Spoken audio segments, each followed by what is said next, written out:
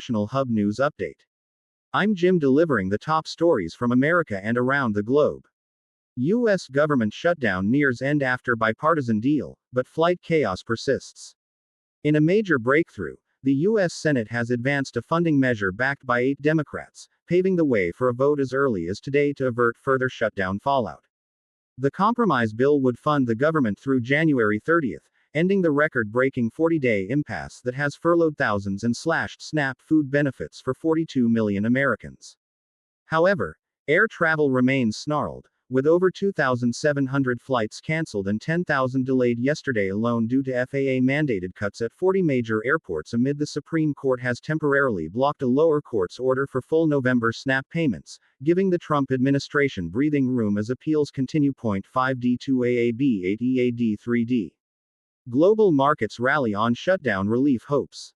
Wall Street and international bourses surged today, with Nasdaq futures climbing over 1% and Europe's EUROSTOXX 50 up 1.5%, fueled by optimism over the U.S. funding deal. U.S. Treasury yields ticked higher, the 10-year at 4.1355%, while the dollar strengthened against major currencies. Analysts warn that prolonged uncertainty could drag Q4 GDP negative, but today's rebound signals investor relief. Rohingya migrant boat tragedy underscores refugee crisis. A heartbreaking disaster in the Indian Ocean. A boat carrying 300 Rohingya refugees from Myanmar capsized near the Thailand-Malaysia border last week, leaving 1 body recovered, 10 survivors rescued, and over 200 missing. Malaysian authorities are coordinating searches, but the incident highlights the deadly risks of fleeing persecution amid regional inaction on asylum. 774D 821A7F5C. South Korea pushes Cambodia on cyber scams after students' murder. Tensions rise in Southeast Asia as South Korea's foreign minister pressed Cambodian PM Hun Manet for a crackdown on massive online scam rings, following the grisly killing of a Korean student tied to these operations. The talks focus on joint intelligence to dismantle human trafficking networks fueling a $1 billion black market industry exploiting vulnerable workers. COP30 opens in Brazil's Amazon without U.S. spotlights forest threats. The UN's COP30 climate summit kicked off in Belém, Brazil, deep in the Amazon, urging bold action on fossil fuels and deforestation. The U.S. absence looms large, jeopardizing funding pledges, while indigenous voices decry converging crises from extractive industries and climate impacts on irreplaceable tropical forests. India dismantles terror network in Kashmir, seizes explosives.